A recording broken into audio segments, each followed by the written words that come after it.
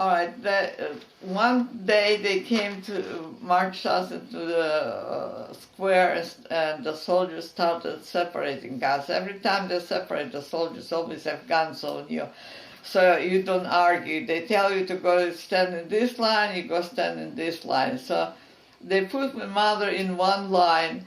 She had a long coat, Russian coat that she had from Russia. And I was standing in another line. Then they made a command and made her line move. And I looked around and I said, oh, they're leaving me behind without Mom. And I knew they were marching her to the train station. So when the commandant turned his head to look at something else and yelled at somebody, I ran out to hid under Mom's coat and walked with her. And that way we went on a train together.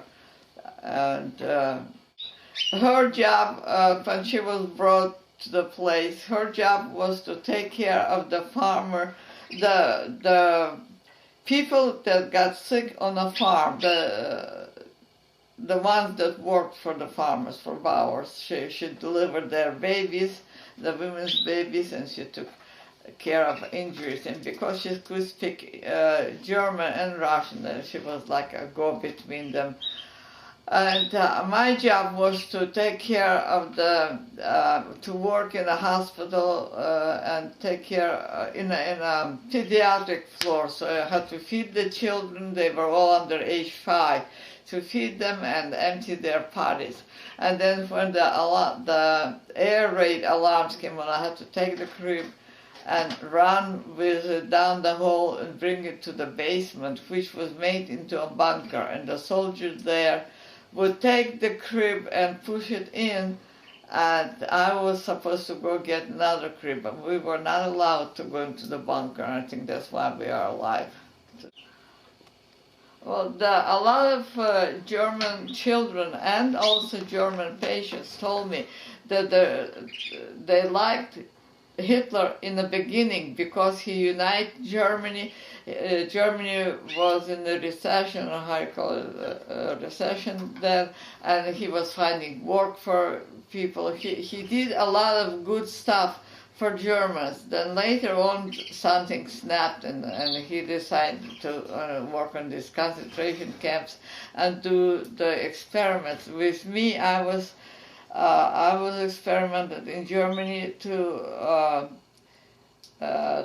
develop margarine. That's why I don't eat margarine right now. But they were gonna make margarine from gasoline, the gasoline that you use in a car. Somehow they were gonna manipulate that, and they fed me that. Boy, that made me sick. Like, I don't know what. Maybe it ruined my liver because of that. In Russia, though, they experimented on people.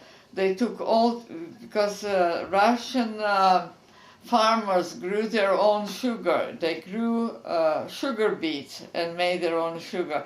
So they took all the sugar away. That was towards the winter. Took all the sugar away and gave them, said, we're giving you other stuff that's sweet and you can eat it. And of course, because there was no sugar, everything was cooked with, what's that name, sweetener. The saccharin, whatever they were making at that time, and then they were trying it on people, was very poisonous. It killed 75% of the villagers. A lot of the villagers were killed that way, not just in our village, but the neighboring villages. And the other 25% either got real sick, and the way my mother and I got sick, we got boils all over our bodies. The boils were the size of eggs, and that lasted like for a month or 2 months until we got better. So that was the saccharin experiment. But in Germany, they experiment on some drugs too, and one of the guys cut my hand here, put a lot of dirt in it or something, and later on they put sulfur powder, yellow powder, I remember that, and that healed it, so that was a good experiment anyway. But they did a lot of other experiments. They also cut children's fine hair, especially the ones that were born prematurely, and used that for the hair was used like they use it on scalps to mark the scalps because they're so thin and fine. Oh. A lot of Germans had known what was happening in concentration camps, but they couldn't do anything about it. If they spoke, they were considered against Hitler, and they would be jailed and put into concentration camp. If any German had grandparents who were, just one grandparent was Jewish, they too were thrown into concentration camps, and we were talking to them. They didn't know why that was happening, but that's what was. And so Germans really couldn't do anything about it. The German people themselves, even though they were nice people, is that I think is because they were taking all the guns and everything, all the knives, they were taken away. In that time, in the 20s and 30s, regular people couldn't really do much about anything in any of the Europe.